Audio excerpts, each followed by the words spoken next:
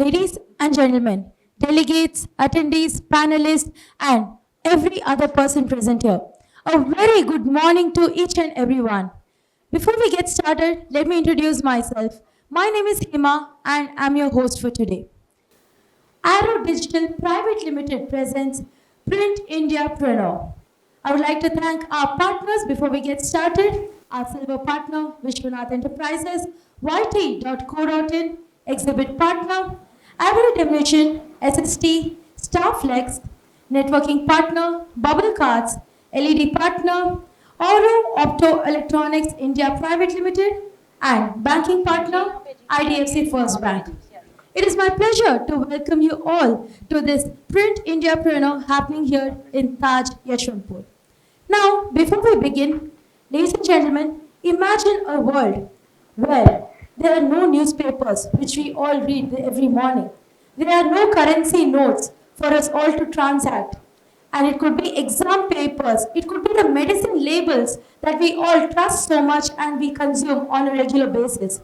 The printing industry is definitely unnoticed, but we make a huge difference in the world out there. And it is because of event partners, or let us say entrepreneurs like you, that we are able to get this entire thing under one umbrella. On this note, can we please put our hands together for all the people who have been contributing to the country and the world. Today is just not another industry event. It is a playbook. A playbook for those who are building, scaling, and future-proofing print-led businesses in a rapidly evolving market. Print Indiapreneur was created with a simple but powerful belief. Print doesn't grow in isolation. It grows in ecosystems. To set the context for the day, I request you all to kindly join me in welcoming the force behind this platform, the visionary who brings brands, materials, machines, and people together. Ladies and gentlemen, let's get ready to welcome the founder of Print Indiapreneur, Ms. Ambika Yadav, who will be giving the Hello guys. ये पता था ये idea flop नहीं होगा. When I started this business, so it's a OPC company, 1% company, and 7 months back this journey started. I got a trademark, कुछ करना था entrepreneurs के लिए. To give a background, मैंने इंडिया के 15 से लेके 20 सिटीज में ट्रैवल किया and I used to do conferences for entrepreneurs across industry. जो जर्नी होती थी 3 महीने के अंतराल में, I was travelling back to airport, hotel वापस जाती थी. एक एजेंसी पार्टनर थे, राइट? एंड जब एयरपोर्ट जाती थी तो कोई प्रिंट देखती थी, चेक करती थी सेंफर से प्रिंटेड है कुछ है, and people used to laugh कि मतलब यार क्या ये तो प्रिंटिंग के लिए कुछ है. जब कॉन्फ्रेंस करती थी, एक प्रिंटिंग पार्टनर ढूंढ लिया, पैसा बचाना है, प्रिंट फ्री में होगा. सो दीज वर द टैक्टिक्स. और कभी भी ना किसी भी सिटी में जाती थी, एनी सिटी, बीट सूरत, बीट नासिक, बीट भुवनेश्वर, कभी भी प्रिंटिंग पार्टनर की दिक्कत नहीं आई. रात के 7 बजे भी प्रिंट करा लेती थी. So this was the story behind. उससे पहले प्रिंटिंग इंडस्ट्री में थी एंड सारा चीजें. रात को एक आइडिया स्टक हुआ कि अब बिजनेस तो शुरू कर लिया है, पैसा भी लगा दिया है, कुछ ऐसा आइडिया चाहिए कि दैट विल नॉट फेल. बहुत दिमाग लगा रही हूँ and I shot the video also कि यार वो आइडिया ना चला ना जाए, समझ नहीं आया. चैट जीपीटी का यूज किया, लिंक्डइन का यूज किया, सब चीजें दिमाग लगाई. 2 बजे प्रेजेंटेशन बनाई, प्रिंट इंडियाप्रेन्योर. पता नहीं किसको समझ आएगी किसको नहीं समझ में आएगी. When I join the printing industry, I was somebody, मतलब पहले तो लड़कियां थी नहीं, जितनी भी थी बैक एडमिन में थी, समझ ही नहीं आ रहा था करा क्या था. इवेंट एजेंसी से आई थी. हमारे लिए प्रिंट सिर्फ ये था कि एक रोल पे प्रिंट होना चाहिए, HP लेटेक्स से होना चाहिए. The brands here could understand, क्योंकि हम लोग प्रिंटिंग में इतना नहीं पढ़ते. It was all about the campaigns, machinery, and समझना था कि बस हमें अपना कैंपेन करना है. Printing was like secondary part. When I join this industry, मेरा काम था ब्रांड्स के पास जाना, because I already have those connects. Tell them about the technology that we have. Materials क्या different है, एजेंसी से कॉन्टैक्ट करना था. तो आई थिंक कि मुझे लगा कि यार ये तो बहुत ईजिली है, मैं कर लूंगी.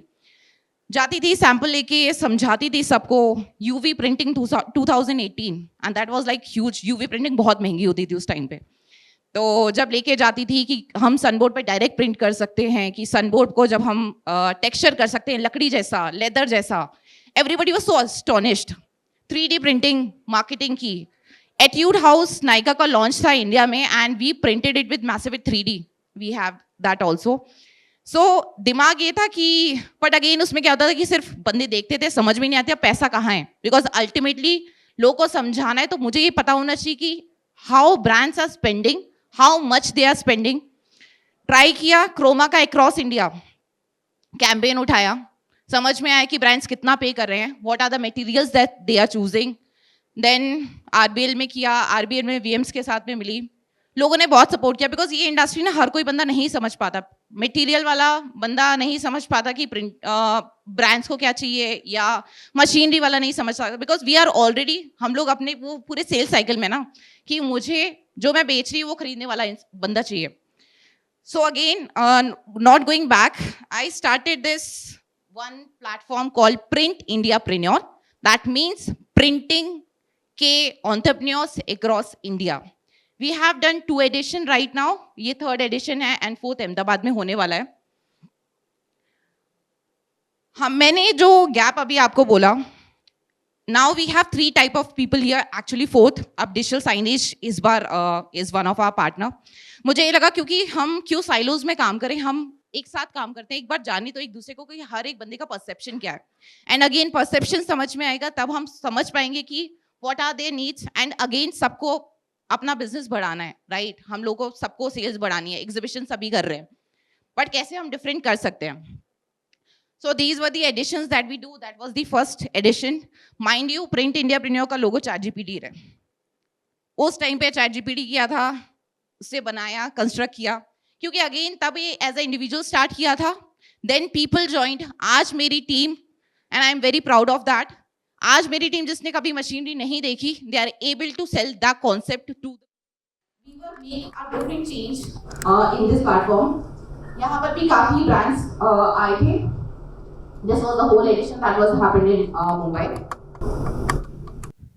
देन सेकेंड एडिशन हुआ, second edition was in Delhi, then again Mumbai से दिल्ली था, एंड ये बहुत ही कम अंतराल में हुआ, 23 August, then 1 November, and everybody was like Ambika पागल हो गई है, और मतलब इतने सारे इवेंट एग्जीबिशन में एक के बाद एक के बाद एक के बाद, और मुझे भी लगता है मैं कब तक यार स्पॉन्सर्स को करती रहूंगी, बट मुझे लगा कि यार अगर जल्दी करना है, क्योंकि टाइम नहीं है ना किसी के पास, जल्दी करना पड़ेगा, बिजनेस सबको बढ़ाना है, एग्जीबिशन सेल्स सबको चाहिए, और सेल्स अगर चाहिए तो फिर एफर्ट, अगर मैं वेट करूंगी 2 साल 3 साल का तो फिर ग्रोथ रुकी रहेगी, तो I don't want that. So these were some of the, you might recognize, brands can recognize the faces of the brands. Different लोग थे, अलग अलग perspective से, they shared the stage, समझा उन्होंने। So majorly story ये है कि अभी silos में काम नहीं करना है, what I think, material वाला बंदा या material वाली जो industry है, that is actually working with printing industry. But then whole printing industry needs to work with brands. They are not your direct buyer, but I think your direct buyer का business brand से आता है, और जब तक वो understand नहीं करेंगे आपकी technologies, printers को काम नहीं आएगा। And I have seen, मैंने printers को काम दिया across India। जब मैं आपको बोलती हूँ कि मैं किसी भी location पे जाऊँ, I have those printers, क्योंकि and I know them by name। मुझे आज चेन्नई में बैठे या कहीं पे भी मुझे कुछ काम करना है, I know those printers। मुझे ये कि मुझे उनको सशक्त करना है, और उनको सशक्त करने के लिए दे आर योर बायर, उनको काम चाहिए और हमें उनको काम देना है, एंड अगर वो काम लेते हैं, if their business flourish, obviously they will invest in your machinery, they will invest in your materials. The industry is changing, are we again, marketing करने का तरीका चेंज हो गया, हर ब्रांड जो है, जो हमारा पर्सपेक्टिव है, हम हर एक जगह देख रहे हैं, नए ब्रांड्स आ रहे हैं, सबको फंडिंग मिल रही है, नया शार्क टैंक चल रहा है, कभी कुछ, मतलब everything is changing so fast, सब कॉपी कर रहे हैं, कोई कुछ बना रहा है, बट हम as a printing industry, if we kept it real, हमारे मार्केटिंग टैक्टिक्स सेम है, एंड आई थिंक सेम, मतलब जो 2018 में था, I think nothing has changed. मतलब इफ समबडी मतलब मैं इसको थोड़ा कॉन्वर्सेशन बनाना चाहूंगी. इफ समबडी एग्रीज, हम जो मार्केटिंग इंडस्ट्री में जो प्रिंटिंग में मार्केटिंग करते थे आज भी वही है. Same exhibition, same type of events, कुछ डिफरेंट नहीं है. तो I think this need to be changed. And ये एक थोड़ा सा पर्सपेक्टिव है मेरी साइड से. Age wise I might be very small, but मुझे लगता है कि हमें ट्रेंड्स के साथ में चलना चाहिए because we do not want to extinct. And with the nature जो अडेप्ट करता है वो चलता है. तो I think big companies falling down, अभी this is the high time where we should adapt things with, and सबके साथ मिलकर ही चलना है. The mission ahead is again, that's a very big risk. जब प्रिंट इंडियाप्रेन्योर स्टार्ट किया था वो भी बहुत बड़ा रिस्क था. Mind you, I don't have that backup. कोई भी बिजनेसमैन पेरेंट्स नहीं है या घर वाले नहीं है, ये खुद से स्टार्ट किया था. किसी को समझ नहीं आता कि क्या कर रही हूँ, बट अगेन मुझे पता है कि अगर रिस्क लूंगी, and I have seen people rising और ऐसे आइडियाज बिकते हैं. अब इंटरनेशनल हम जा रहे हैं, वेल एंड गुड है, but let's go to the roots of India from tier 1, tier 2, tier 3 cities. And अगर आपको मार्केटिंग करनी है, आपको पर्सनली मिलना पड़ेगा. कनेक्शंस को जस्ट फॉर द सिकेट कि वो हमें पर्सन मिल गए. Let's be real, let's go to the cities. And ये 15 सिटी यात्रा, there is a board outside, there is a registration, you can scan it. And ये 15 सिटी यात्रा हम करने वाले हैं. And I think this can be a supportive for the industry to flourish again and go to tier 1, tier 2, tier 3 cities, ताकि मेरे जैसी लड़की जो इवेंट इंडस्ट्री या कहीं से मार्केटिंग से आती है उसको प्रिंटिंग इंडस्ट्री न्यू ना लगे. या जो बच्चे आज प्रिंटिंग पढ़ रहे हैं, I have also connected with them, उनको जब वो इस इंडस्ट्री में आते हैं उनको ये ना लगे कि कोर्स कुछ पढ़ा था कुछ और गया. So I think let's start working towards it. Thank you so much. And I think you will be taking seeing all the stalls, and जो भी इंफॉर्मेशन है will not only limited to this event, but इसको offline भी ले जाएंगे. Thank you so much. So that was our founder Priya from Print Indiapreneur. Can we please put our hands together for the lovely presentation once again? So now, after our founder Ambika Yadav's address, let's move on to our next speaker who is going to come here with a lovely presentation. Without any further delay, I would like to take this opportunity to introduce the director of Aura Opto Electronics India Private Limited, Mr. Yusuf Ali, who shall be giving you more details on the retail spaces that are evolving and that surfaces within them. From static displays to dynamic digital storytelling, screens are redefining how brands communicate at scale. To take us deeper into this transformation, we invite the leader who is working at the intersection of technology and visual impact. Can we please put our hands together and welcome Mr. Yusuf Ali, the director at Oro Opto Electronics India Private Limited. Can we please put our hands together for the gentleman? Thank you very much, ma'am. A very good morning, everyone, and a very warm welcome to Indiapreneur, providing us all the opportunity to interact, communicate, collaborate, and find the avenues wherein we can enhance our business. As you all know that LED is going to be the next revolution when it comes to the Indian market, considering the digitalization initiative happening across Pan-India and the Smart Cities initiative. So I have just prepared a small presentation for us, for all of us to understand how this market is going to evolve in the next couple of years. What are the avenues that we can, look at to make good money, healthy business, and see where are the avenues. So can I have the presentation, please? Not detected. I think there is a technical glitch. Let me just go and sort it out. Thank you. All right, in the meanwhile, we just work on this technical glitch. I just have a quick question for all the entrepreneurs out here. Since we are all from one industry, the same family, one question for you all is, when was the first paper ever printed in the history and which country was it in? Any guesses? I request you all to kindly not look at your phones. I request you all to kindly not look at your phones. Probably we can take a guess. There's no harm in taking a guess. Germany. And what year would that be, sir? What guess would that be? Yes. Heidelberg. I'm sorry, but first ever in the world? Not really. I think I heard China here. The gentleman, you are? No, your name is. Aman, let's give him a round of applause for the correct answer. Yes, China was the first place a paper was ever printed, but then when do you think this was? Which year or what time would that be? 18th century? Not really, sir. A little probably dated a little behind that. Any other guesses? 60. Yeah. All right. So the answer is between 650 to 700 CE. That old. The industry, we are all from something such amazing industry that is so old, and like I mentioned earlier, unnoticed, but we play a very important role in the society. And considering that we all are from the same industry, we need to give some credit to ourselves, I guess. Can we please put our hands together for that, because we are all indirectly or directly contributing to the society. So thank you so much, gentlemen. That was a small icebreaker, and I hope the technical glitch is now sorted. Is it taken care of?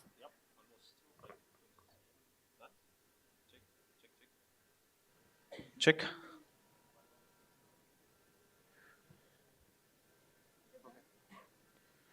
My apologies to everyone with the technical glitch. Unfortunately, my laptop didn't got sync. So apologies, everyone. Thank you for pitching in and saving my everyone's time.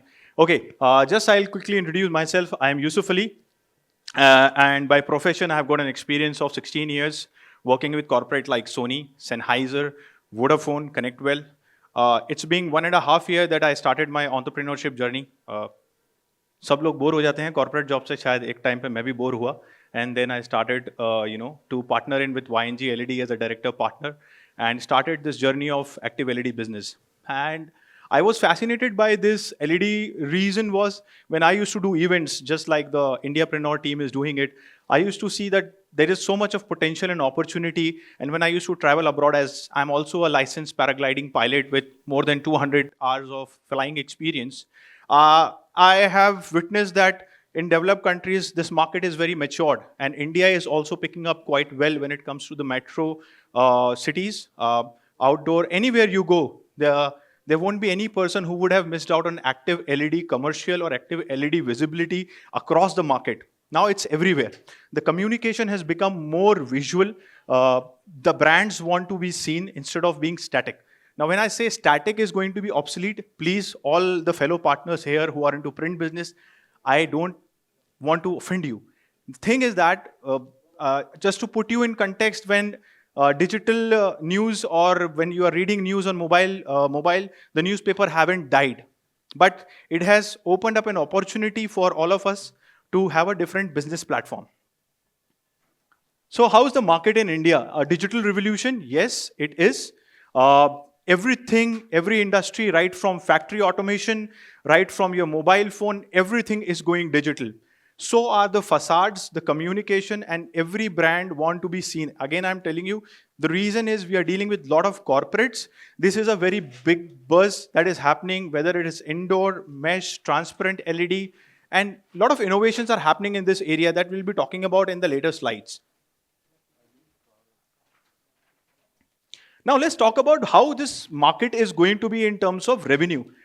It's a 10,000 crore plus market already. By 2025, we have pulled out our resources through online and the import data that has happened from China in terms of modules that has been imported in India.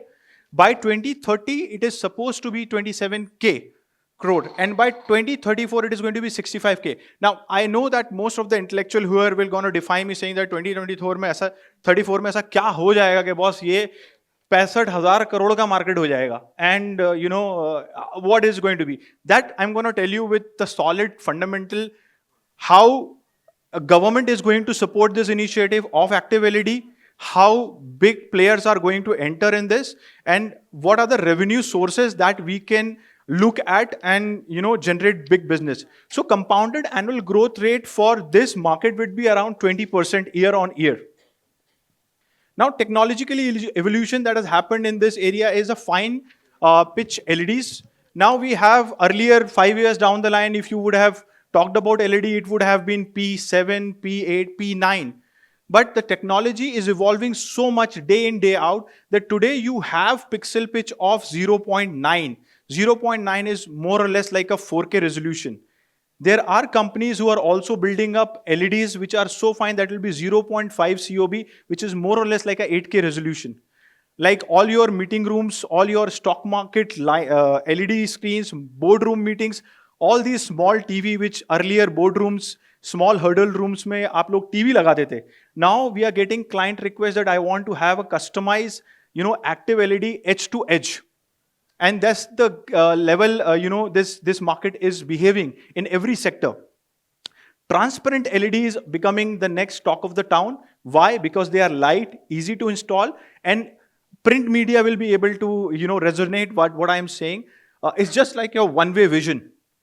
Transparent LED दिन में आपको light रहता है, अगर आपने बंद किया है you have an opaque view of your inside facade showrooms, but the moment U turn it on it becomes your visual communication. You can focus your brands, you can focus your USP, you can put and throw the content of the offers that you are putting it for New Year, Christmas, Diwali, Onam, anything. So this LED revolution has now given you the freedom to play with the content the way you feel like, whether it is static, whether it is GIF, whether it is video, animation, product explainer video. You just have to think about it and just paste it. And thanks to the AI, because now earlier you have to struggle with the creative team because there are a lot of iterations happening. You design a concept, you design a storyboard that this is the way I visualize this creative. The creative person thinks in a different direction. He gives you the first creative, then you say, oh no, this is not I wanted. This is not I visualize the creative. I wanted it this way. So the V1, V2, V3, V4, the iteration goes to 5, and then finally you are at the same platform wherein you both agree and decide the content. With the help of AI, this gap has reduced a lot. Today, every person is a small-time designer or a creator.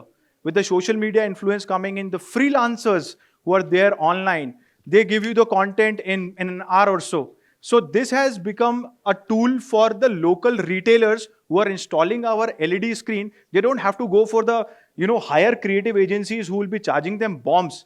But they are now freelancing it to the designers, 10 creatives a month, 20 creatives a month that I want to throw it in my LED screen. This is my product. And this is the social media calendar to be synced with the communication that is there on my store facade or inside.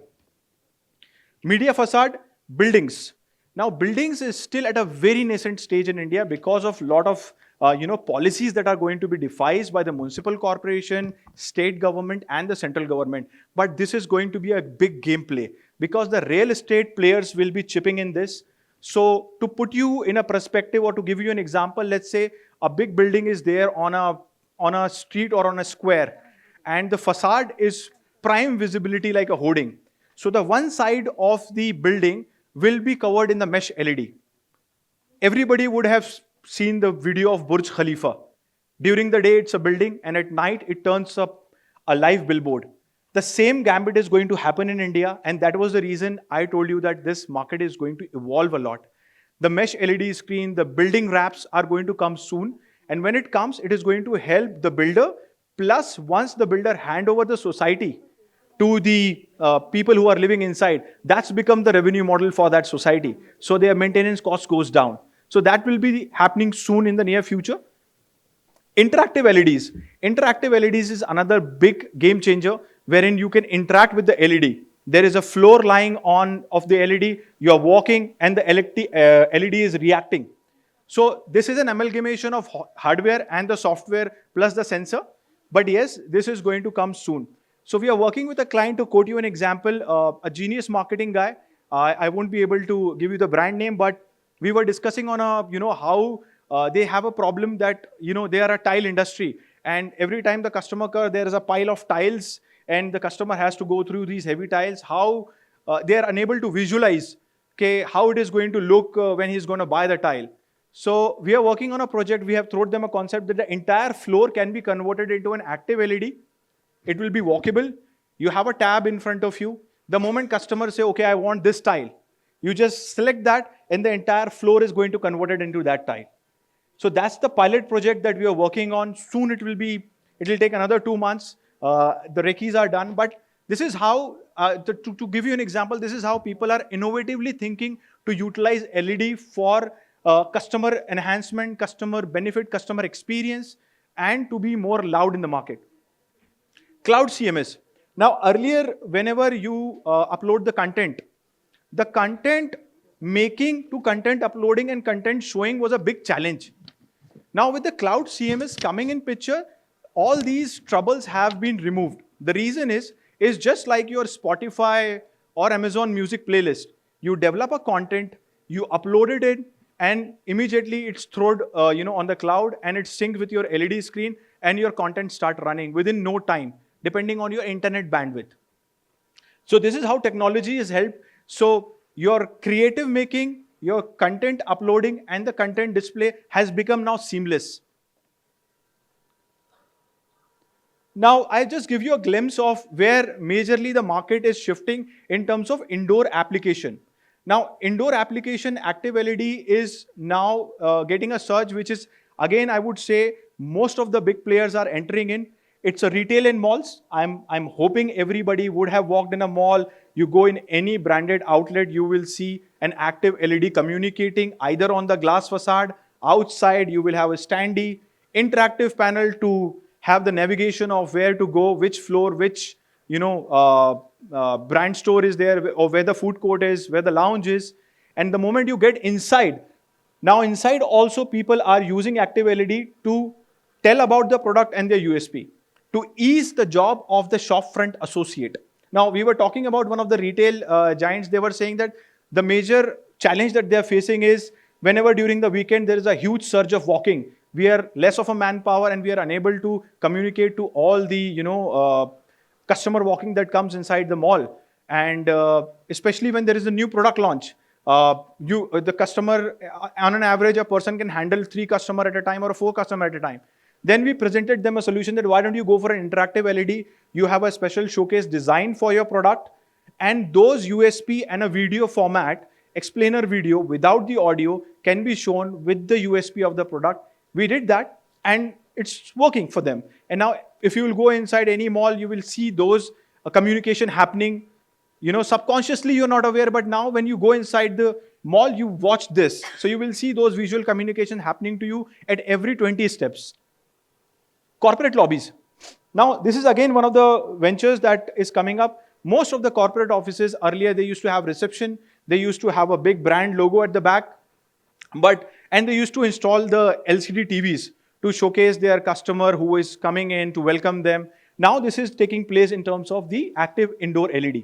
So recently, we have one of the clients, we installed 1.5 COB. It's a manufacturing facility. And we were surprised at what is the use for them. You are a manufacturing facility, why you need an active LED? They say that there are a lot of international clients that comes to us.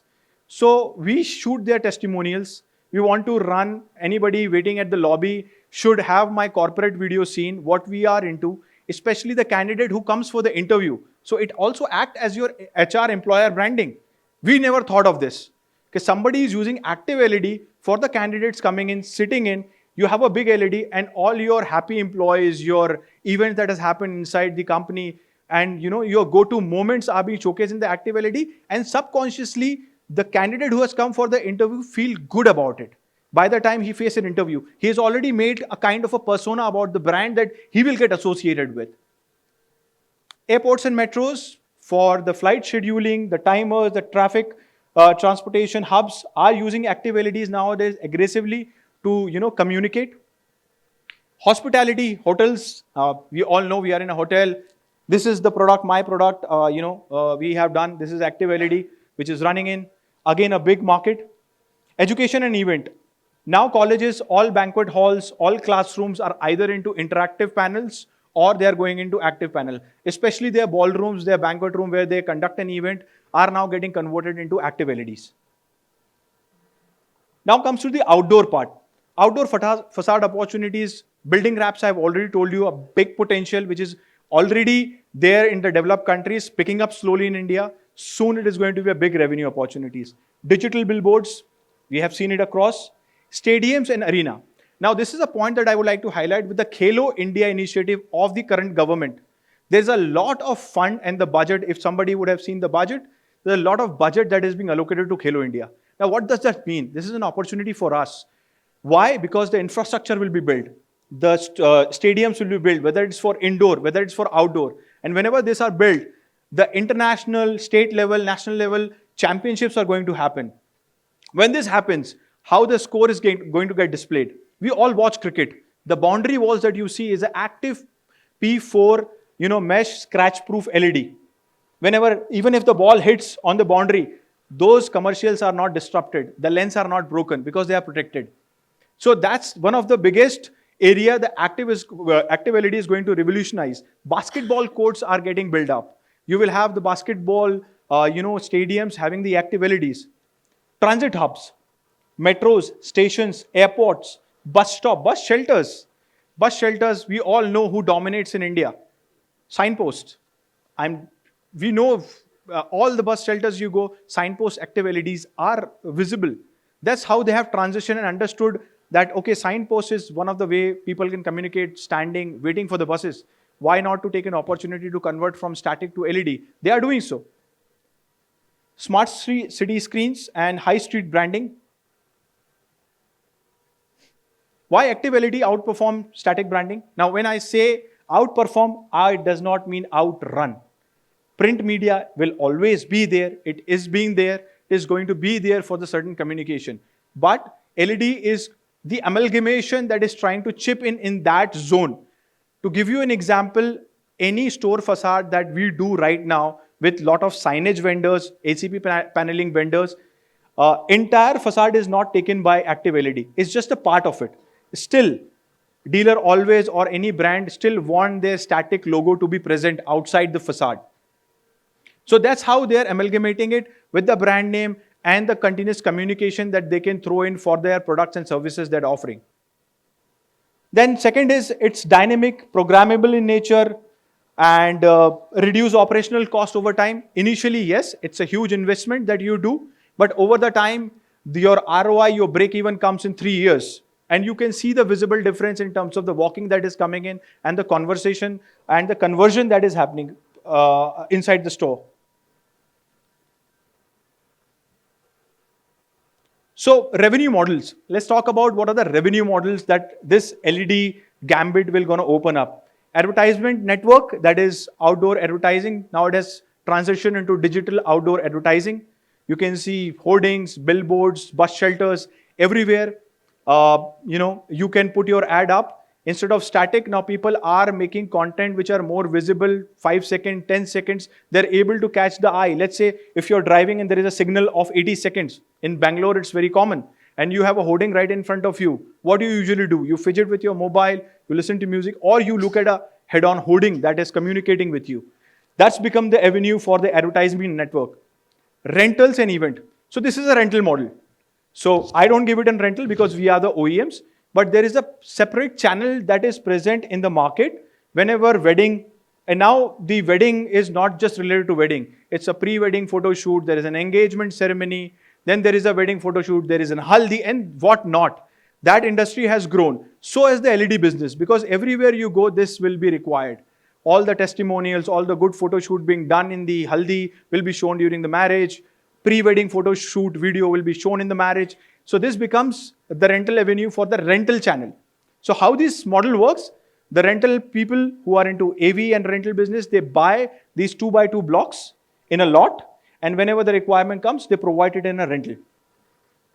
Facade and signage monetization. So I was discussing, I was having a word with one of the startup, a beautiful young guys, in a mid of 26, 27. These guys are working on a software which I personally feel is really going to revolutionize how outdoor advertising and facade signage monetization will work.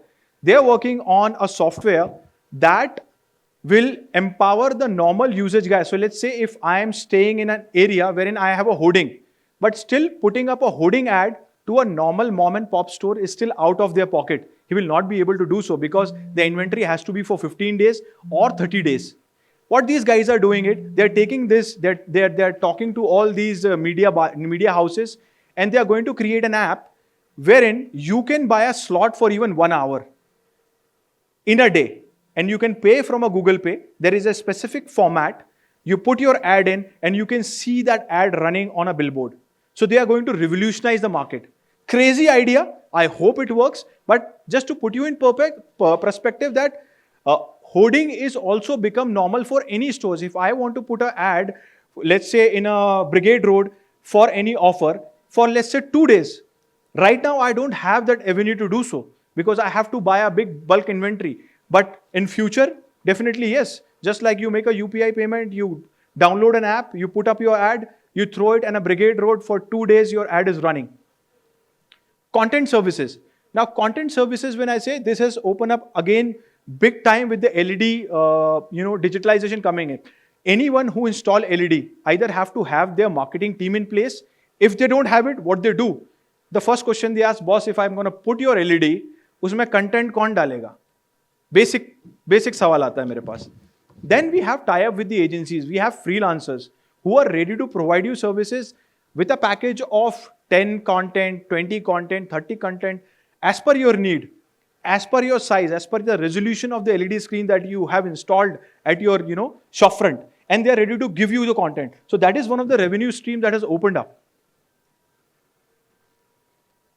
Now, what are the growth drivers in India, which I have already talked about? I will not dwell much into it. It's a smart city initiative. Government is really focusing on making all the cities smart. With that said, so government itself are opening up a lot of tenders in GEM for active LEDs, whether it's a traffic, whether it's a forest, any PSU banks. We are doing PSU banks, so are venturing into active LEDs. Digital India push, DOH advertising growth. I've already talked about real estate expansion. I've talked about falling LED costs. This is also one of the major reason. With lot of imports happening, also Make in India happening, soon by around 6 months, we will say the brands are manufacturing lens in India. And there will be individual Indian brands who will be saying, okay, I am YNG, I am providing you, P4, LED, and that's made in India.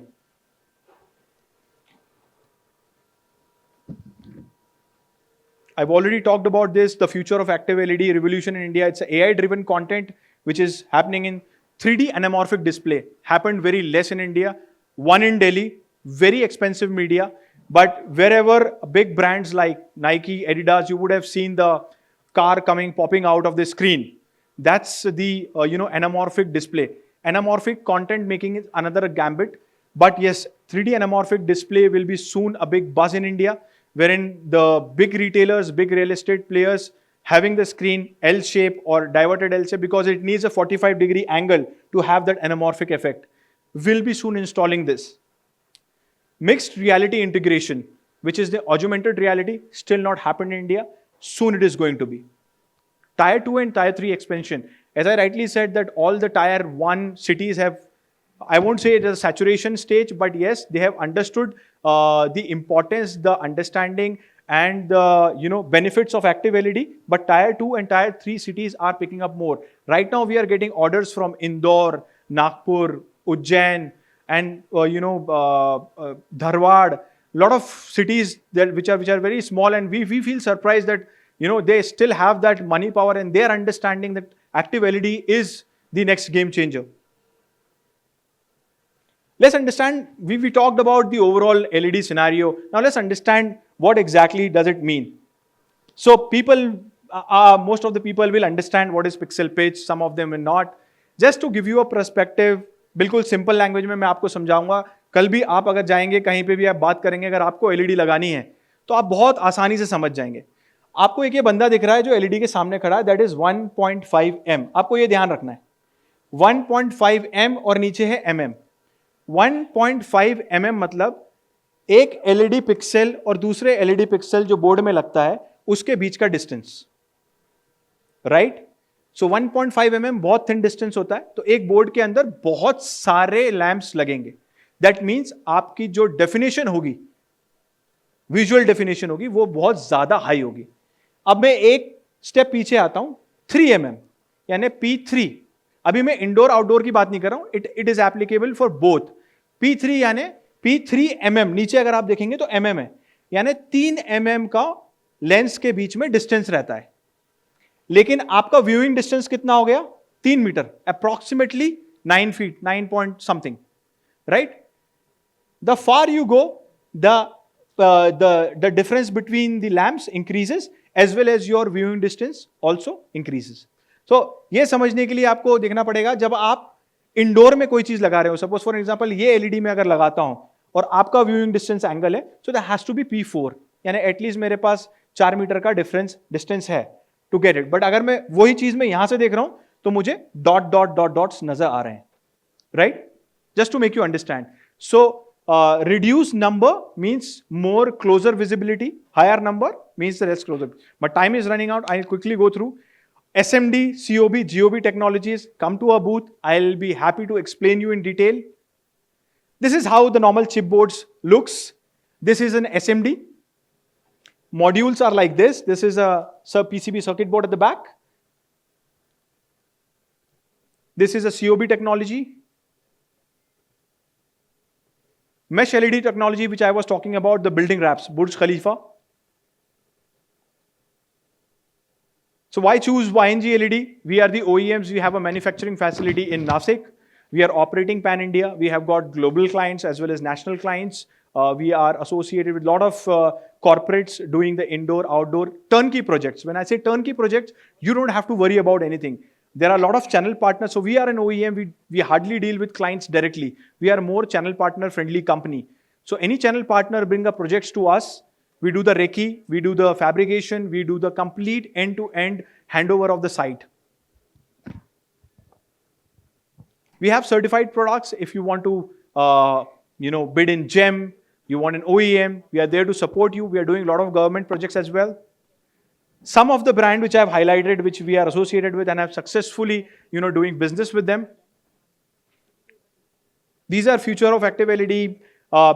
We have done this for L&T Ranchi. This is a complete flexible LED, which you are seeing on the right hand side. There's an indoor LED, malls, JSW. As I said, banking is also now, all the branches are transitioning into active LED. Vans are also one of the communication that, happening in the letter space. Thank you for your time. Thank you for listening patiently. Thank you so much. Thank you so much, Mr. Yusuf Ali. Can we please put our hands together for the director of Oro Opto Electronics India Private Limited for a wonderful presentation. Ladies and gentlemen, we also have our sponsors right over here. We can all interact with them, connect with them in the respective networking breaks. But right now, I also request to all the speakers, all the panelists to kindly adhere to the time slot, as we have many more interesting topics to be discussed, or many more speakers coming today. Now, without any further delay, I would like to call upon or take this opportunity to introduce who will be presenting a keynote session, and that is none other than Jenny J, the founder of Studio J. Jenny is an award-winning experiential designer and the creative force behind Studio J. Work at the intersection of strategy, storytelling, and design, transforming ideas into meaningful, immersive experiences. Her practice spans retail design, visual merchandising, architecture, and interiors. Over the years, she has partnered with leading brands offering strategic design, consultancy, and crafting visual with narratives that connect purpose with presence. A self-taught designer, her journey has shaped by curiosity, resilience, and hands-on learning. So, without any further delay, let's put our hands together and welcome Jenny J, the founder of Studio J. Thank you. Thank you, Ambika. Thank you, Print Indiapreneur. And that was a lovely presentation that we had from Mr. Yusuf. Thank you so much. Thanks for having me here. My name is Jenny, and I am the founder and creative lead of Studio J. And what we cater to is we are basically a design strategic agency working in the retail sector and hospitality sector. The brands that we are connected right now there are a lot of brands that we have worked in the last 13 years. There's Arvind Brands, there's Kurlon, there's Skin, there's Citizen, there's Sony, Senko. We've also largely also create experience centers. We're doing workplace design, and we're doing retail and hospitality. So I'd like to kind of showcase some of the projects that have largely,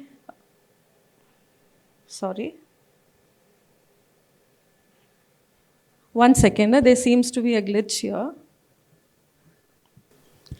So Kathiawar is a 100-year-old brand who came to us asking, what do we do next for a brand like Kathiawar to move into a retail design place where you have competition like MAC, you have competition like Sephora. So this is what we've done. And we want to kind of share with you that as a retail design agency, obviously we are looking at how do you build the brand further.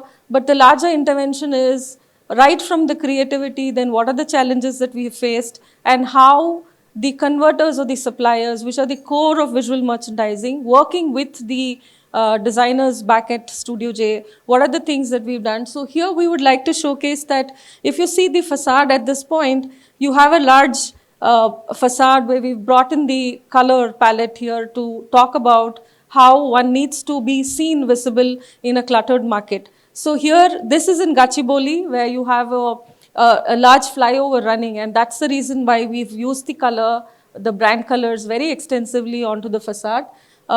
If you look at this is the visual merchandising installation. A large part of lot of research and development, prototyping happens with our design team and the converters who worked with us. Even here, so this is basically a two-floored store where we had the ground floor having cosmetics and the first floor which is largely in lingerie. So creating visual merchandising and customer engaging touch points within the store is something that we've really focused on, and I think we've had a great time building this with the brand. I'd really like to share what we've done with Cafe Coffee Day. I think the design brief that came to us clearly stated that this is for the coffee connoisseurs in Chennai, where you have all the artists, you have directors, you have theater artists, all of them in the space that where we got this property coming up. And what do we do to make the customer engagement, to bring the experience of the brand to its real maximum? So this is what we've done. So very clearly the brief was, how do we keep the cost, the capex of the store in a space that is scalable? And if you look here, this was a really engaging project for us because we were wanting to recycle, reuse, and repurpose. And if you see the logs and the engraving that's been done on the wood, is all been taken from the Katlikan estate, which belongs to the Cafe Coffee Day. Every furniture that has been used has been recycled and repurposed. All the prints that were used were done on fabric. So we took the route of sustainability. How do you actually do design intervention, thinking of a long-term purpose and trying to control on cost. Probably the only area where we haven't we've used a new material would be the signage, which had acrylic in it. Otherwise, everything was repurposed. In fact, large installations, to an extent that you can see, the art is all hand-painted. We had artist collaborations as well in this project. The coffee cup that you're seeing there is also done by using the coffee beans, which were found at the Katlikan estate. So absolutely a really sustainable project that we managed to pull through. So here, I'd really like to share Harsha, a brand which we have worked for the last 15 years with them. It's a electronics goods store, working in the electronic space and home improvement. So I'd like to run this video. I think the video is not playing. The sound.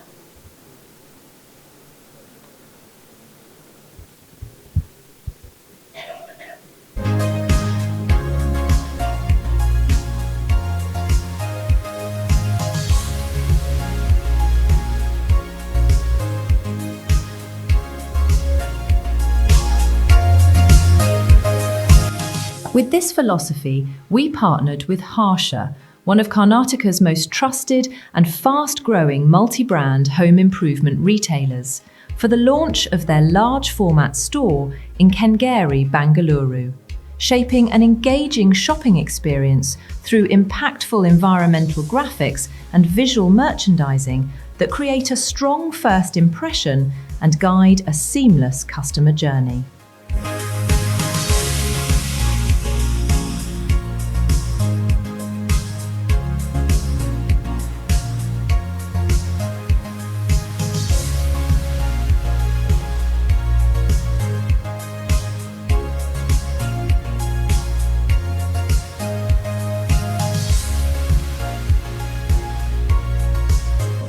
Studio J's role went beyond enhancing the store's aesthetics. The focus was on thoughtfully using visual design and visual merchandising as strategic tools to gently guide customer movement, improve product visibility, strengthen brand recall, and create a cohesive, engaging shopping experience.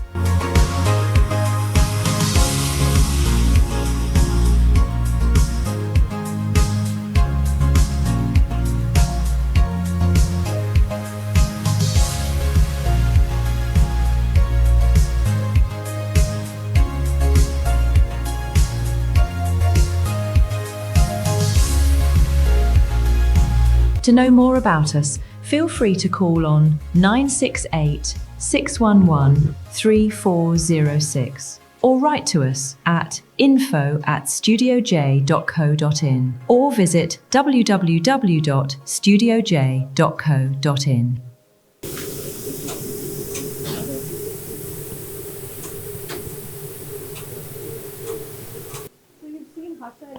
As a store. So we've done the storytelling, the narratives of how the brand needs to be, presented to its customers. So that's what we've done at Harsha.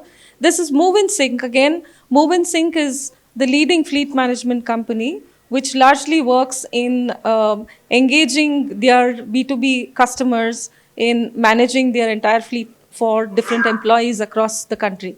So this is what we've done. The brief was very clear. How do we have the B2B customers coming into the Move in Sync office space? And so hence we've built this experience center. So here again, if you see, there's a large amount of converters. Design is something that we will be doing back at the studio, but we do have partners who worked with us. Now these are all wall panels. These are all narratives that we had different kinds of stories that we wanted to talk about. So this is something that we've done for Move in Sync.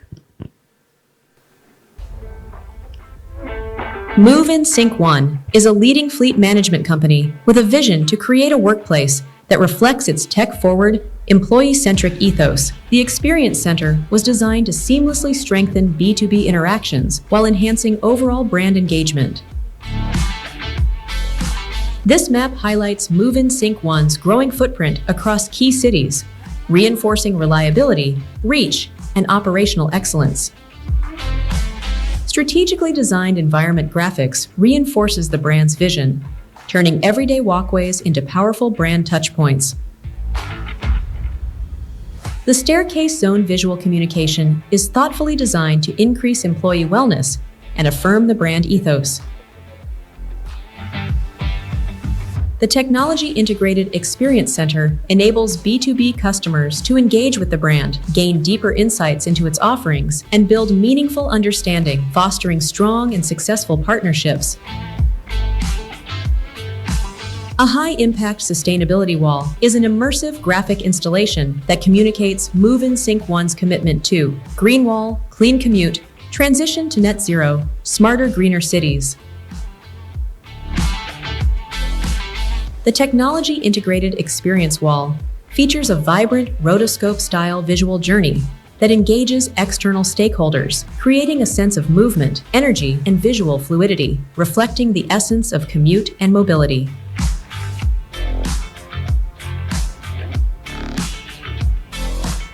History Wall is designed as a dynamic, layered timeline that visually unfolds as you walk through the corridor.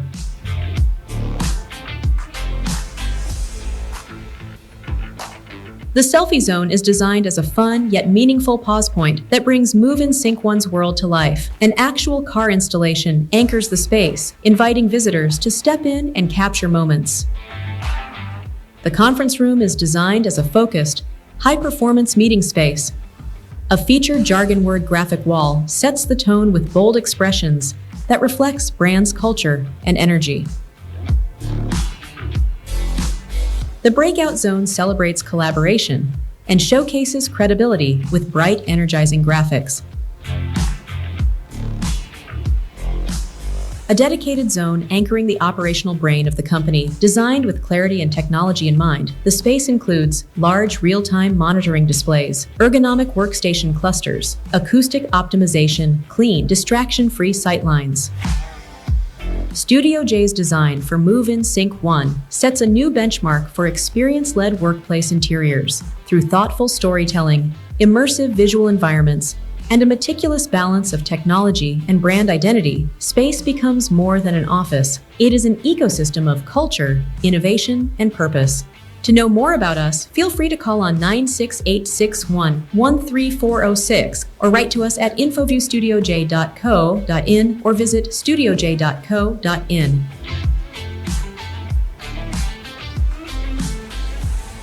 Technology partner, digital transform, understand the brand's model. Stop, madam. So I'd really want to share about Move and Sync. This is a great blend of technology and your normal printing partners that we've collaborated with. I think Rotoscope as a technology, we really thought that would engage their B2B customers in terms of conversion and closing on the sales. So that's what we've done.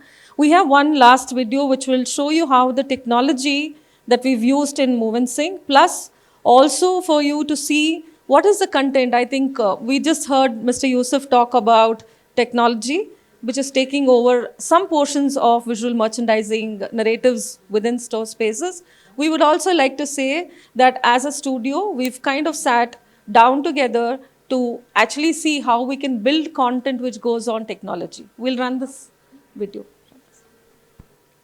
Design for Move and Sync 1 sets a new benchmark for experience-led workplace interiors.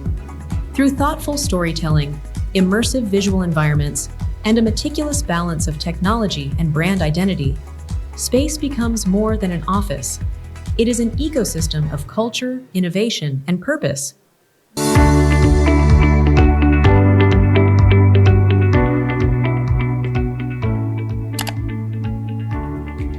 Employee commute comes with a host of challenges.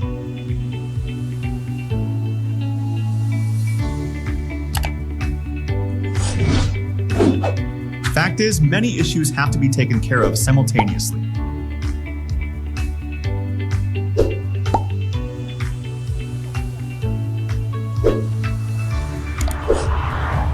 Relax, Move in Sync 1 is in control. Our foundation rests on 3 important pillars. When it comes to product, we leverage AI for the best results. When it comes to people, a sharp focus on training.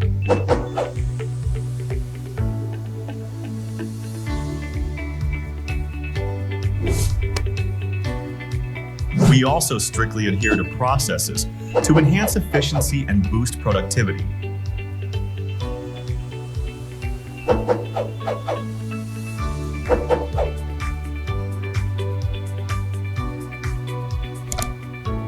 Cutting-edge AI is in the forefront of our operations, ensuring that the processes are faster, simpler. AI helps in quicker booking, route generation, and detects anomalies in billing while preventing fraud. We select our people carefully. We look for people with high aptitude, integrity, and intelligence who provide seamless operations 24/7.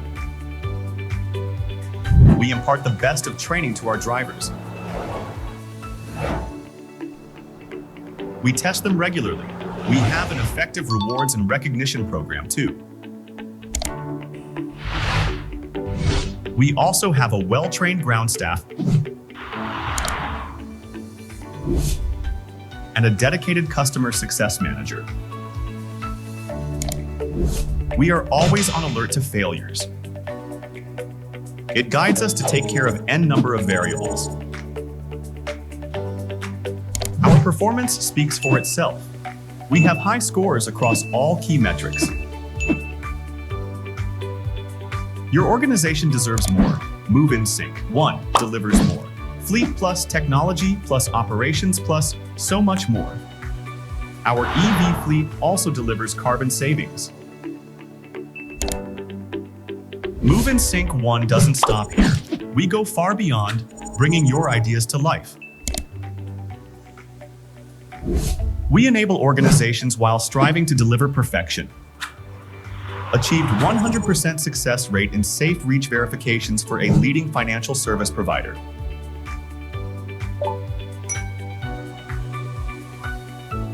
Here are some success stories. Saved 19 lakhs Indian rupees in the very first month for a global IT consulting and servicing company. Move in Sync 1, the A to Z of commute management.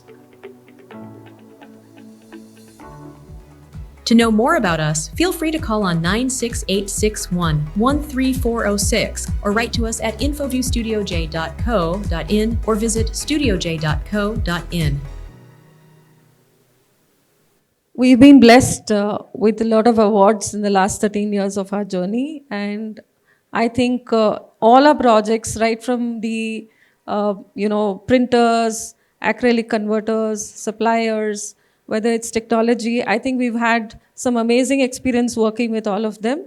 And I think the success stories that Studio J can bring towards the industry is only because all of you guys are there behind us, trying to make things work for us. And thank you so much for the opportunity.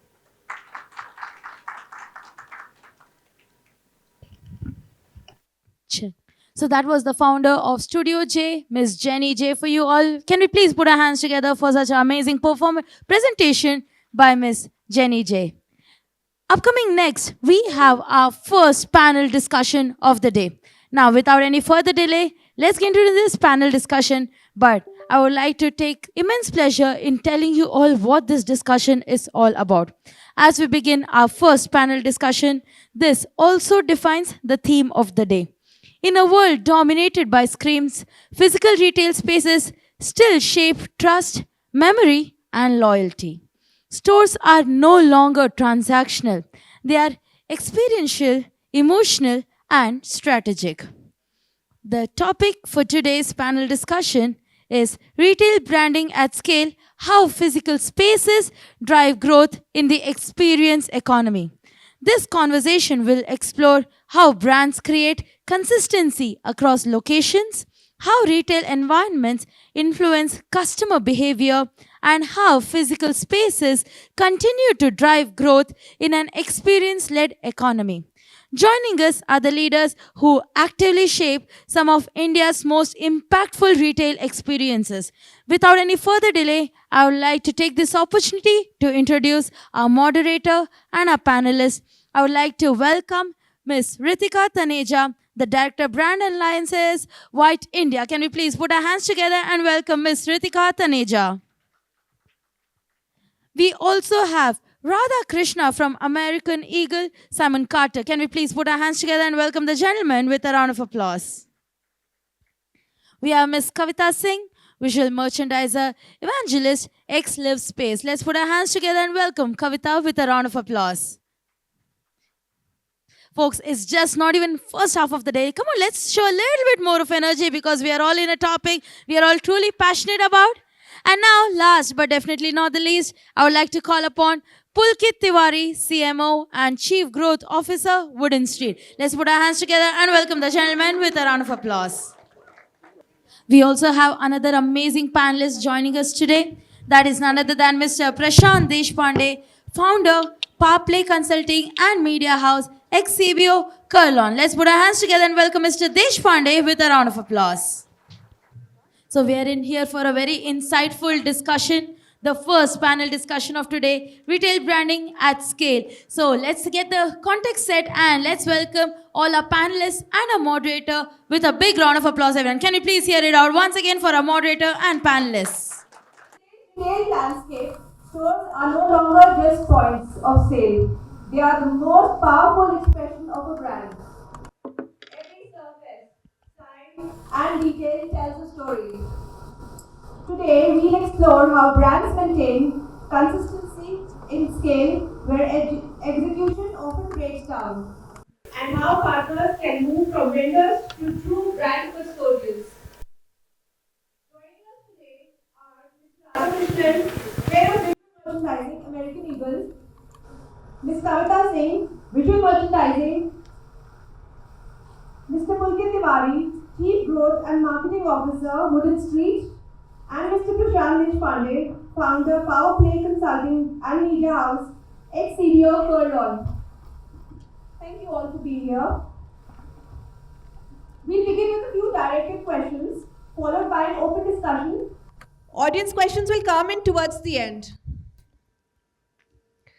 Looking at brand consistency at scale, I'd like to ask Mr. Radhakrishnan, American Eagle operates at scale across multiple locations. What are the non-negotiable visual and branding elements that must stay consistent, and where do you consciously allow flexibility without weakening the brand? Hi everyone, good morning. My name is Radhakrishna, heads American Eagle and Simon Gatter brand in Aditya Birla Group. So we at scale, we want to follow consistency, which we follow 3-4 things. One is brand identity, which we follow logo, color graphics, typography. And second thing is product presentation. For example, American Eagle, their denim walls or Simon Carter shooting story. We want to stay consistently with that. That will show that our brand identity. Third one is customer journey. So what we do is for customer journey is visual language and storytelling in the store, lightings, all these standards which will tell you that the brand will stay consistently the same. It won't change anything. The fourth one is, which I feel, marketing integrity, which will say that hero visuals, brand imagery, messaging hierarchy, all these things will stay consistency that this is not non-negotiable at all. Also, with the design intent versus execution, from a VM leadership perspective, what are the most common gaps between design intent and in-store reality? How can print and execution partners align better with brand expectations? This hot of VM role, we see a lot of gaps in the design versus execution. Most of the things which we design, which we saw on the screen, it won't come on the stores. This is a basic gap right now. One is the quality of print, maybe size of the print. Third one is scalability. Okay. These are the challenges which I am seeing right now. Okay, moving on. If we are looking at sales spaces and brand spaces, Ms. Kavita Singh, having worked across multiple retail and interior formats, how does your approach to visual merchandising change when a space is meant to drive sales versus when it's meant to build brand perception? Hi, thank you for giving me this opportunity. So, as we know, the brand experience is either is product heavy or experience heavy. So when it becomes a product driven visual merchandising or sales driven, then all the strategies, all the setup is just revolve around the product. So product becomes hero, and rest everything becomes little minimalistic. When the approach is to create an aspirational place, which you can recall how Jenny has shown, how Yusuf have shown, so you can recall and like memorable place and the story line behind it, and then you keep coming again. So that drive the sales for longer periods. So I think these kind of approaches works when it's sales driven, product driven strategy, or creating a visual merchandising around it, or is completely a aspirational driven, which lasts for a longer period, I believe. Okay, coming from White, which is basically dealing with medias, printable advertising medias, I'd really like to know what role do print, signage, and surface detailing play in making space feel more premium and lived in rather than styled or temporary? So I think what in a role is if display and VM is part of one family. So it shouldn't be like, adding media, adding print is how is integrated in the whole collaboration. Is actually part of it. One, definitely we create a nice, amazing display around the product and the subject which is given to beautify. But of course, print, media, and every storytelling which happens is incomplete if we don't have a right comms around it, write drama around it, write print around it. Yeah, so that's very, very important. And it's like a part of the family. It's not beyond the family, I would say. Yes. Okay. Okay, moving on to retail as growth engine, I'd like to ask Mr. Pulkit, from a growth and marketing lens, how do physical retail spaces contribute to trust, conversions, and repeat purchases beyond just footfall? Thank you so much for inviting me to the event. So I have spent almost close to a decade of my life selling things on Amazon before I joined Wooden Street. So I'm just giving you a context from a online to offline standpoint. Like at Wooden Street, the product that we are talking about is high touch and high feel. So we are talking about high-end luxury furniture. And the role of a retail space predominantly is to be a trust accelerator. And when I see the consumer experience that we are able to deliver in the store, the conversions are almost like 4x of what we do on online leads. The average order value is close to 2.5x. Okay. And the repeat rate probability is 3x of what we get on the online conversion. And I think we have members here from Kurlon, etc. Like there are sort of large changes that has happened into home and lifestyle where physical retail has completely, taken over. And brands are typically choosing it as their first point of distribution rather than the secondary experience only channel. So I would say that from a growth standpoint, retail is playing like the marquee role for brands like Wooden Street. Wooden Street. And I would just break the touch point experience into two large verticals. There are habit forming sell-through purchases that you do through apps, which are basically day in, day out, like convenience-based. And then there are destination purchases. Once in a while, you want to feel good, buying something that you trust. And for that, you need to be in the retail store. Okay. Also, scaling with multiple partners as we take it, as Wooden Street scales across cities, how do you ensure brand consistency while managing multiple vendors, materials, and execution partners?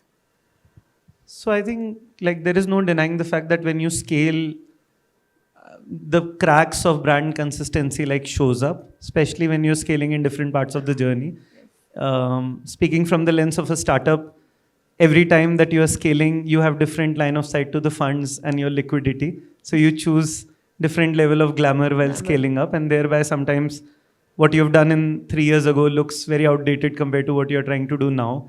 And to bridge the gap is a challenge. Having said that, my approach to managing, an 18-city, 100-store network is that you can't really run it by just a very tight control always. There is local nuances, local creativity that the VMs and the store managers would like to execute. So there are things that are completely negotiable for me. You can have the layout the way you want. You can have some of the things in terms of selection of the products that you choose depending on the local preferences of the consumers and the taste.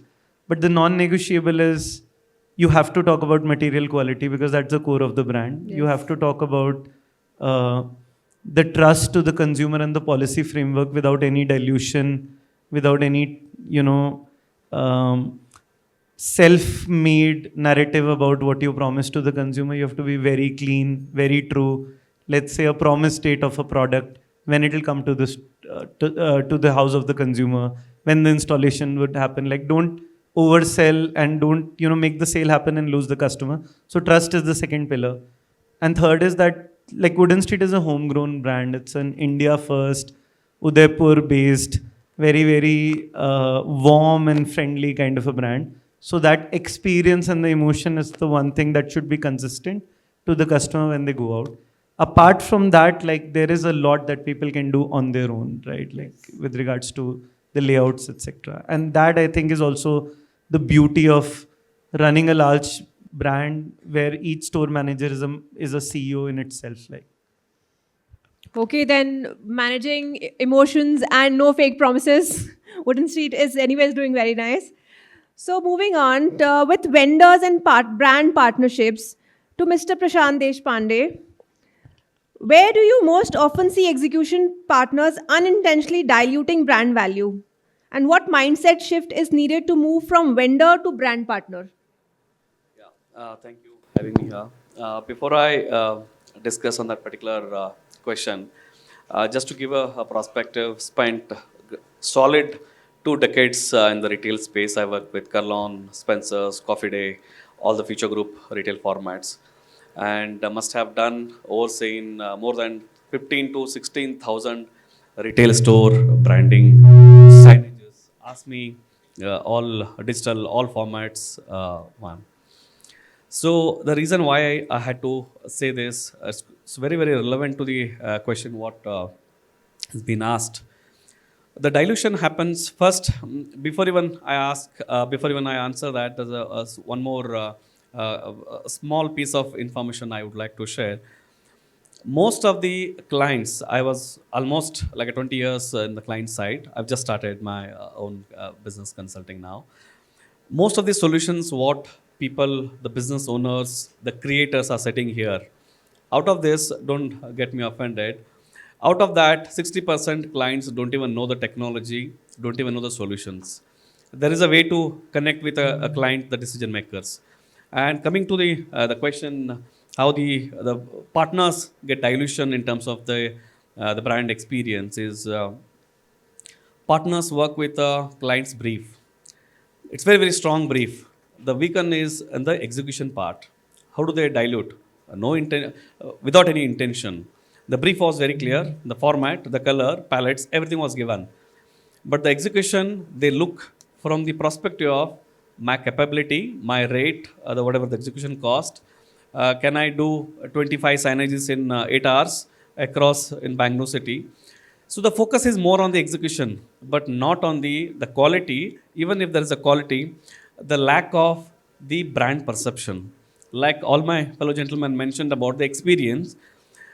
Recently, a couple of months back, we did a big campaign. And it's a national brand and asked to execute in Kolkata. The creatives, all the formats came from Delhi. And there was a small, what you call, the adaptation to be done in the local language, regional language, which head office missed doing that. And as is, as I mentioned, the brief was so strong, the partners take the brief so seriously, as is they printed. There was an adaptation missed out.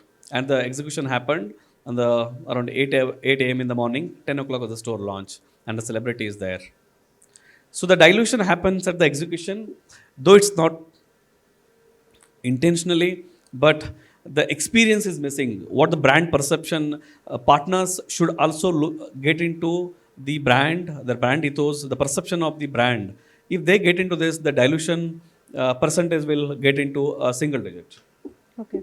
Also, what advice would you give to print and execution companies that want higher trust, better margins, and long-term brand relationships instead of just transactional projects?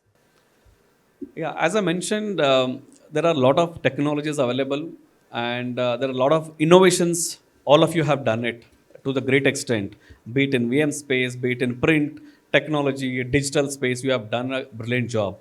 But out of that, it's not reaching everything to the client space.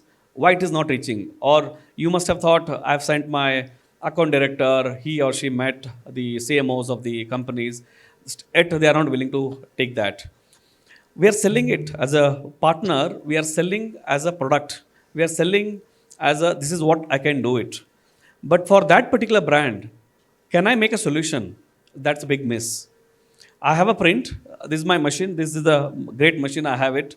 But for your brand, this is a solution I can make it, not what I've done for other client.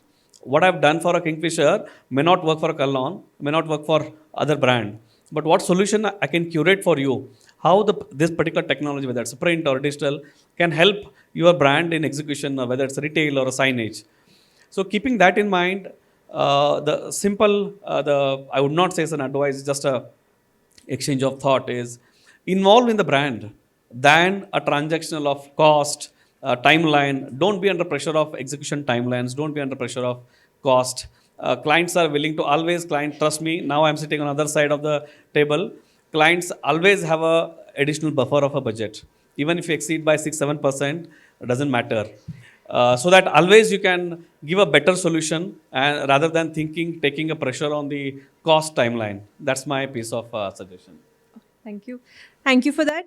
Okay, let's have this very quick rapid fire with you. Okay, so the first question says, one VM detail brands underestimate. One VM detail brands underestimate. Jenny must be here. Chumbak. Very, very Chumbak brand. Okay, yes. Very, very well detailed but underestimated. Yeah. Anyone else for it? I think there are many. I mean, it's very difficult to take one name. But yeah, overall, I think it's still in India, VM is underestimated when it comes and when we compare it with international market. All the time we take inspiration from the international market, but trust me, there's a lot which can be done here. You know, it's just we have to be, as you said, Prashant, you know, we have to be open enough to keep the right budget and right timelines. It should not be in rush. So we feel that, okay, it's just, you know, it comes to VM, it has to be done overnight. That's where we actually lose the quality and eventually the creativity of the brand. Yeah. So, yeah. I would like to tell Levi's. Because if you see consistency, their facade signages, in-store communications remain same. So, Old school but Tanishq, I would say. Okay. Okay, one execution mistake brands should stop accepting. One execution mistake brands should stop accepting. The consistency, the print, the technology is different regions, different machines. So we should start accepting, but the solution is to give a right brief and have all different machines, all different technologies, ensure that before you execute pan-India, ensure that that's the same consistency. Yes, definitely. I think branding level just rises if you have it consistent pan-India. The quality of the print is definitely extremely important. Sometimes, again, to cut down the budget and timelines, we play a lot around it. But I don't think we should be compromising because it plays with brand perception. So if we are trying to create a brand perception, among so many competitors, the quality, we should never compromise no matter what budget and timelines are. I think we should add Pantones for each and every creative. So also we should identify what machine we're going to print. Because of the budget and timelines, we'll compromise on the quality. So we go for, we intend to do UV, but we don't have a choice to go at this eco-solvent. I think in general, the lack of long-term thinking, sometimes in terms of execution. People think very campaign backwards, one at a time, but all of these dots add up to build the story of the brand. Build the story, yes, of course. Okay, one element that instantly elevates a retail space. One element that instantly elevates a retail space. I would say VM, of course. After spending 18 years, yes, VM is like a soul of the brand, I would say. Yes. I think presentation, the window or facade. Windows display massively underrated, very, very important. One word that defines the future of physical retail. One word that defines the future of physical retail. Experiential. Experience. Okay. I think interactive experiences more than static, which is, I think, is in trend right now. Yes, absolutely. Experience from all? Yes. Okay, great. Okay. We'll now open the floor for questions from the audience. Anybody here? The derivative from online to offline branding is so diluted. What is the solution do you have? See, online is very tiny, offline is large. So you take all kind of branding, the derivative is very obsolete or very scrap, in fact. Sorry, I didn't get the question. Can you repeat Please repeat the question? See, let us take there is an online campaign going on and you derive that on to offline, correct? let's take store campaign. So the online, there's a campaign going on. Let's take you do even a VM for the offline. See, online, no, it's so diluted or it is so dynamic and VM is so static. How do you integrate or how do you derive? I think I can take it and then you can, Prashant, maybe add on to it. But so the central underlying currency that you're chasing is the attention of the consumer, right? So at a screen space, there are different elements that contribute to the attention, and thereby, when you break the story, you break it into click-through rates, landing page experiences, and one at a time, you let the journey flow. In the offline experience, sometimes you have to visualize the journey of the consumer in the store and see that at what touch point will you be able to capture the attention proportionately. And as you rightly said, the elements are much more difficult, in my opinion, to execute offline. But at the same time, whatever you are able to capture in the offline is also of much higher value in the same campaign. Yeah, you're also right that online is a highly dynamic and offline is static, where be it VM or a communication. This challenge still lies in this in the world. So for a large format stores or a large retail format like take any retail format like in Future Group, it's a massive different retail format used to be there. So what used to do, the online, the creatives, the communication, the new store launches and all, it used to have a dynamic multiple creatives.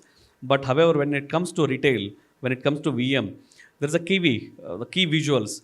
The communication remains same. The brand philosophy, what we are trying to communicate, whether it's a new arrival or a discount or EOSS sale and all, we need to maintain the consistency at least in the KVs. If not, because online can take, as a technology, it can take lakhs of creatives, but an offline has a limit of being static. Obviously, the key visuals, the key communication has to be same, so that there's a sync between online and offline. So that's a way to do that. I also just want to add that, like when it comes to the offline, given the fact that it is static, sometimes it compels you to break down the message into the most simplest form. And if there is power of like repetition on it, if you're able to do it like static doesn't necessarily mean that it is not as lack of impact, right? Like you can do very high impact work to repeat that message again. Could brand story be strong enough and be a foundation for offline, and online can be a strong strength for campaigns? I mean today the brand story. So I think until unless your objective remains same, whether your brand is presence offline or online, you can easily meet your expectation towards the customers. Yes, of course, online gives us a lot of freedom to do a lot of experimental in a quick span of time, while offline come with a cost and good amount of efforts and times. So yes, even if it's a brand story, if your objective towards your customers and expectations, goals, and business demands remain same, you can easily do it, right? So yeah, you can actually create a brand story around it. Anybody else? Vinay this side. So we talked about consistency on one hand, and we talked about like memorable space on the other hand. So consistency, just to elaborate, let's say the brand is based out of US and they came up with some design guidelines. You follow that in Bangalore and you follow that in Rajasthan, right? So memorable space on the other hand is too localized and it's experiential. So in my opinion, just a question, in my opinion is, don't you think the consistency leads to the boring space because you are same across everywhere irrespective of the demography, right? We as a customer always feel better, like the Studio J said, they designed a cafe coffee day in a unique way for that particular space, right? I feel happy as a customer. I don't bother whether MG Road Cafe Coffee Day is same as in a Kurk Cafe Coffee Day, right? I feel happy for Kurk Cafe Coffee Day gives me a local flavor. Okay, I don't bother about consistency. Okay, as long as, yes, definitely product, your logo should remain consistency. But otherwise, as an ambience, isn't it really boring to maintain the same consistency? Thank you. there is a different profiles. There is a mall store, there is a high street store, there is a flagship stores. Our DNA is we want to make it consistency as it is, but in India we have vast country. If you go to Kerala, you have to follow some regional content. We have to go to Punjab, we have to follow some other content. But end of the day, brand aesthetics remain same. Will change VM language, will change layouting, will change some part of store design, but experience remains same, either international or domestic.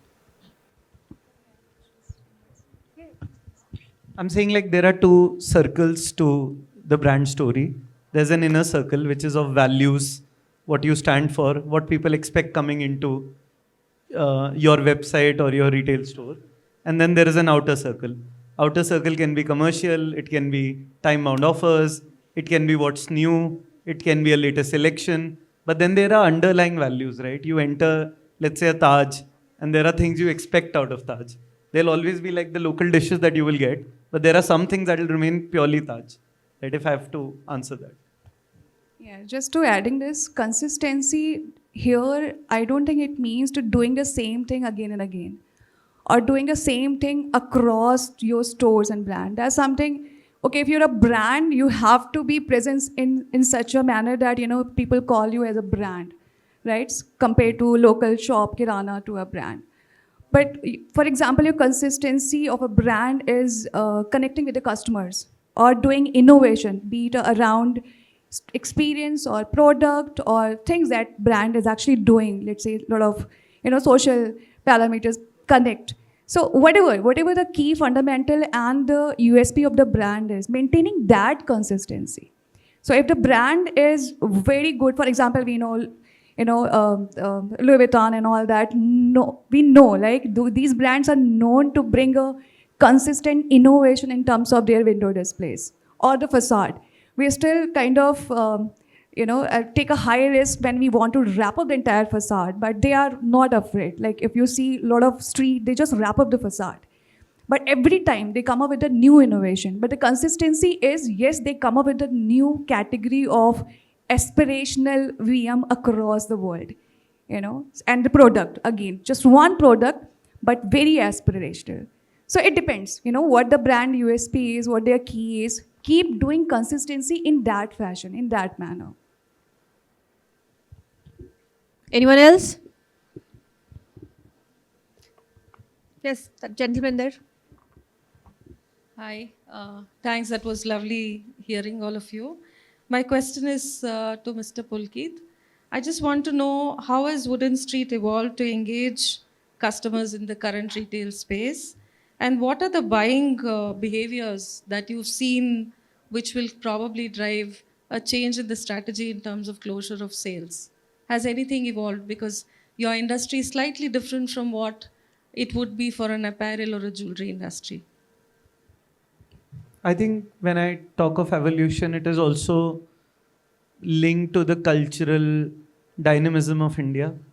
A lot of aspiration is moving beyond, let's say, owning great appliances, great gadgets, to having a space that looks fairly modern and aspirational. And in the like of it, the larger change that I'm seeing is that there is a step change compared to how people would transact something like a furniture to be a one-stop single unit purchase. Let's say they just want a bed. Now they want the look. So there's a lot of discussion about, common elements, etc. And that is where we are moving from a products catalog standpoint also. So every time I'm like sitting with my designers, the idea now is not to say, let's launch a new range of lounge chairs. The idea is, let's create a collection. Let's, start a conversation between brass, cane, and something else as a material. Let's have that common theme. Let's put a story behind it. So there's a lot of change that is happening with regards to how people are setting up spaces instead of buying, just a single piece of object. Thanks. Okay, thank you for our panelists for the insights. Today's conversation reminds us that great retail spaces are built through aligned intent, through thoughtful design and responsible execution. Thanks to all for being a wonderful audience. Thank you. Thank you. Sure. So that was the first panel discussion of today. And can we please give it up for our moderator and wonderful panelists out here. And I request the team to kindly stay back for a group picture. Can we please have a group picture for the moderator and panelists? So let's hear it out for our moderator, Ms. Ritika Taneja, Director Brand Alliances, yt.co.in, along with our moderators Radha Krishna, Kavita Singh, Pulkit Tiwari, and of course, last but definitely not the least, Mr. Prashant Deshpande. Now, moving on, before we go ahead with the networking break, we have another interesting session which is presented by IDFC Bank. Now, without any further delay, I would like to call upon the cluster head, Mr. Sardev, and our area sales manager for current account, Mr. Babu Prasad, to share their insights. So can we all please put our hands together and welcome the gentleman with a round of applause.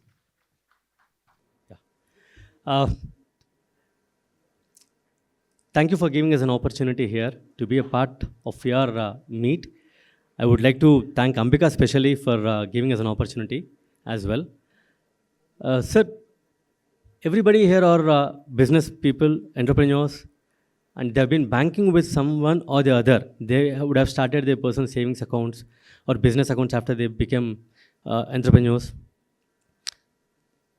You might be thinking what IDFC is giving as a banker, which is different from others in the market. The major difference every businessman would look at is to make profits. That is what we do business for. I may not help you in making profits, but I can help you reduce the cost to increase your profits. IDFC today has got around 1,066 branches and counting on. We are a growing bank. We have services which are at par with standardized, most settled, bigger branches in the market, along with flexible products that everyone would like to have. Like no base branch concept. Customer can visit to any of the branches in India to cater to their services. Second, unlimited ATM transactions. We don't charge for UPI, we don't charge for NEFT, IMPS, RTGS, unlimited DDs. Whereas if you compare with other banks in the market, they charge. So this is a general phenomenon that I wanted to speak about. And coming to our current account specific, so I have Mr. Babu here, my colleague, who takes care of the entire Karnataka as an ASM for current account. He would take us through that. Babu. Thank you so much. Good afternoon, everybody. See, my name is Mr. Babu Prasad Mandli, as he was telling about that. So I will take you through the current account proposition we have in the market. So I'll not take too much of time.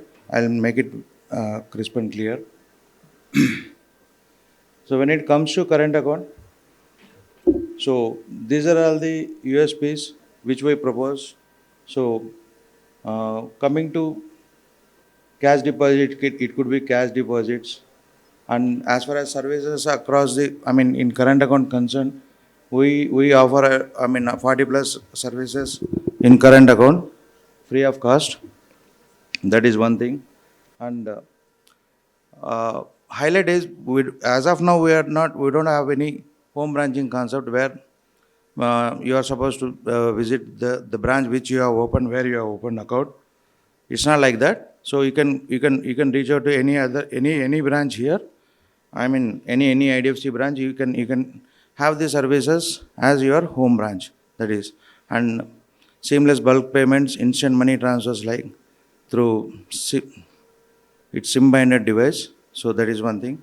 And 100 plus beyond banking offers third-party solutions. I'll take you through in next slide. And multi-feature QR code and best-in-class digital banking services like payment gateway, soundbox, QR. And we have a special offer on current account where we call it as Bravo, where you can opt for auto sweep FD facility to earn FD interest rates.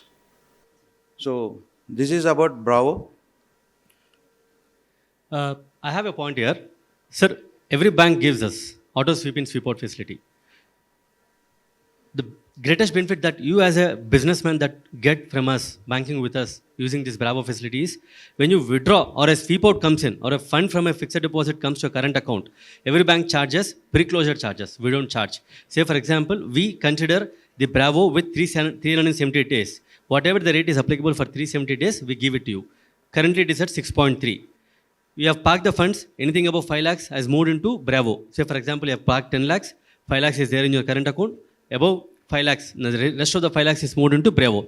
Yeah, we issued a check for 1 lakh on 8th day.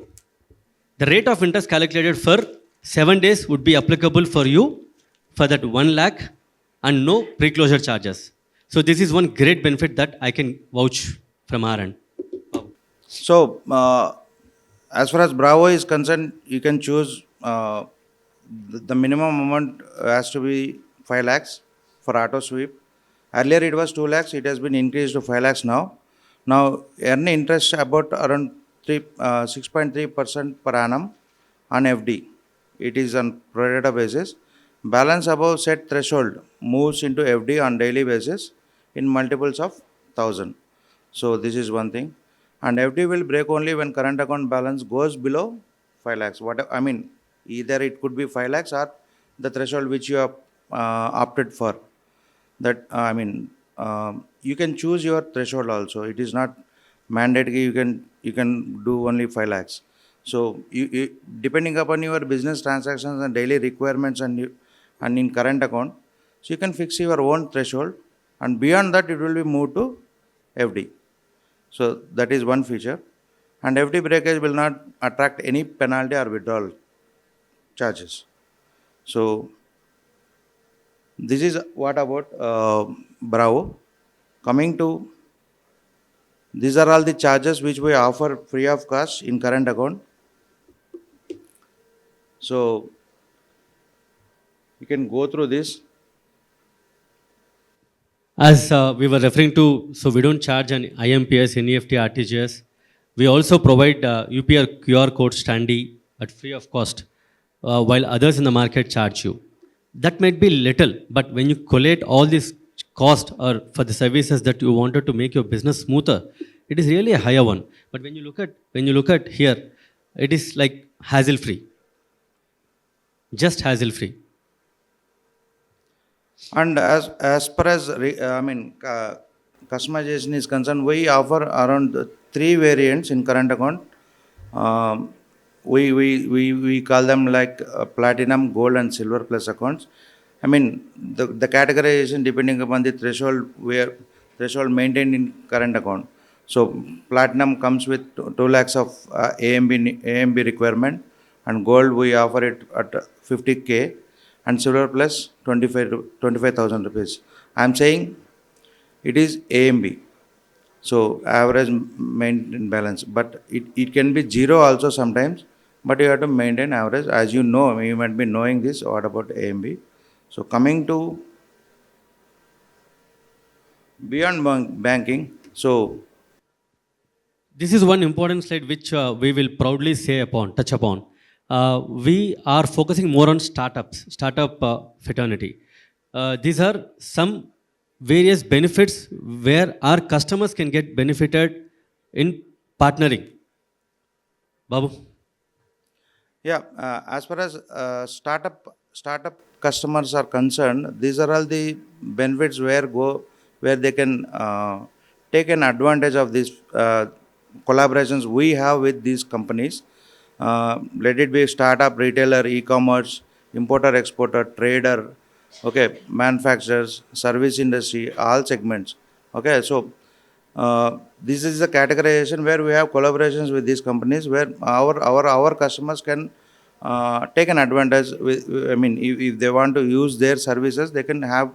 For an example, you can have some discounts offered for IDFC customers. So this is one thing. And coming to net banking, so these are all the features where if you look at today for net banking, premium banks charge to create a maker and a user ID as well.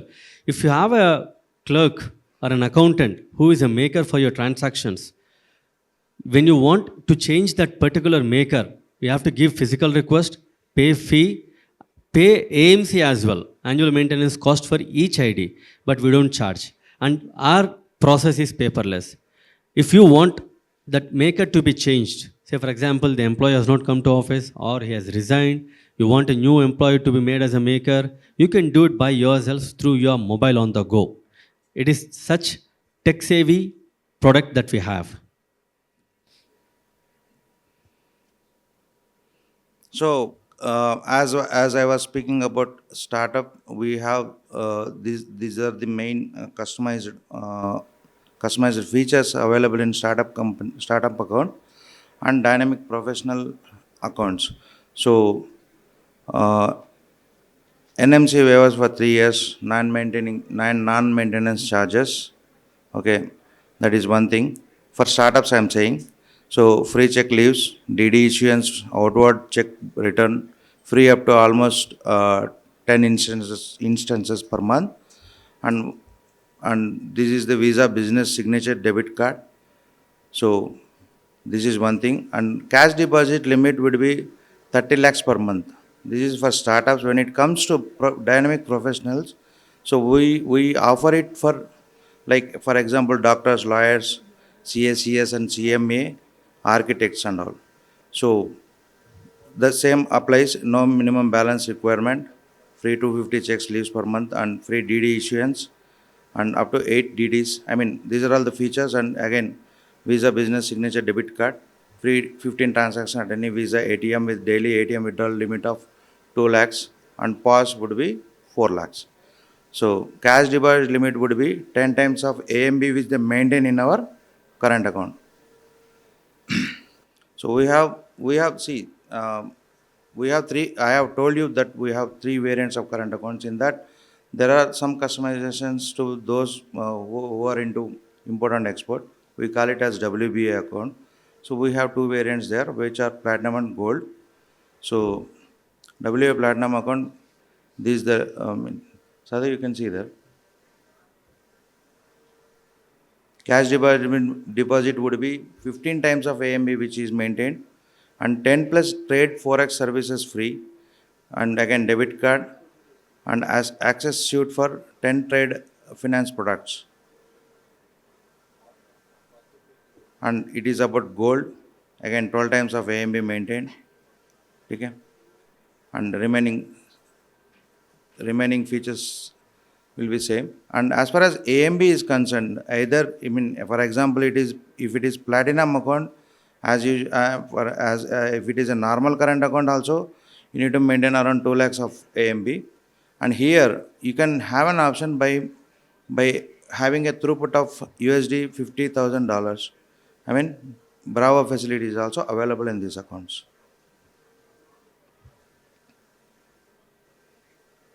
So as far as retail solutions are concerned, we have both payment and collection solutions where these are all the features we have.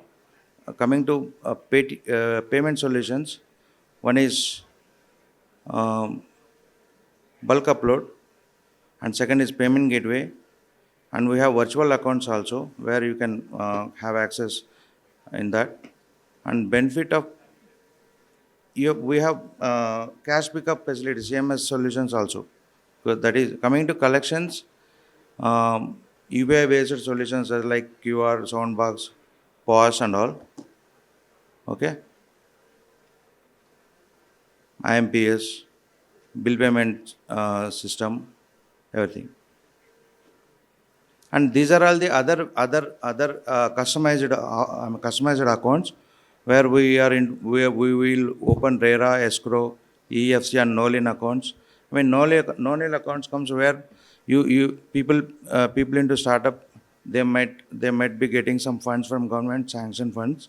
So for that reason, we have customized this account as no-lien account where no lien will not be applied for any charges. So this is what. And thank you for your time. Thank you thank you all of you for giving us this opportunity. We have a team in the lobby there. So We would love to hear from you for any queries, inquiries. We are spread across India, as I said before, with 1066 branches. Anywhere in India, you can open an account through us in Bangalore, or if you want to support across your locations, we will be great to support you in that. Please reach out to us. Thank you. Have a great day. So that was the cluster head and our area sales manager, Mr. Sahadev and Babu Prasad for you all from IDFC Bank. Can we all please put our hands together for the gentlemen? Let's hear a round of applause. Thank you so much. Now, ladies and gentlemen, boys and girls, all the attendees, panelists, delegates, it's time for us all to relax, recharge and refresh and connect with all our peers because we have all gathered here as one big family, that is the printing industry. So let us all get ready and quickly grab a cup of coffee or chai and come back here because we are ahead for another exciting number of sessions coming your way with a lot of things to learn, lot of insights for you all to discover. So do not delay on this. I request you all to kindly grab your high tea and join us back. We also have our sponsors right around here. So do ensure you visit our sponsors stall. So a shout out for our sponsors. As you all know, this is brought to you by Aero Digital Private Limited that is presenting the Print Indiapreneur today. Along with this, it's time to give some kudos to our silver partner, Vishwanath Enterprises, yt.co.in, exhibitor partner, Every Dimension, SST, Starflex, networking partner, Bubble Cards, LED partner, Oro Opto Electronics India Private Limited, and banking partner, IDFC First Bank. Now, a few credits and a shout out for our networking partner. Print Indiapreneur brings together people who believe in the power of connection through print, design, and communication. Among our sponsors today are Bubble Cards, representing the new age tech side of professional networking and identity. Bubble is building IT smart identity cards, enabling people to share their professional identity instantly through NFC, a way that's seamless, secure, and future ready. To see how smart identity works in real life, the Bubble team is present at their stall today. Feel free to stop by, tap, and experience it yourself. Like I mentioned earlier, we also have various other partners out today. Our silver partner, Vishwanath Enterprises, yt.co.in, our exhibit partner, Every Dimension, SST, Starflex, networking partner, Bubble Cards, LED partner, Oro Opto Electronics India Private Limited, our banking partner, IDFC Bank. So all of these stalls are right here in this hall. So I request you all to probably walk by the stalls, have a word with them, and see what they've got to offer us all today because we have all gathered here together as one big industry, one big family, that is the printing family or the printing industry. So sit back, relax, recharge, have a word with our sponsors, and do ensure you grab your cup of coffee or tea and come back here refreshed and recharged.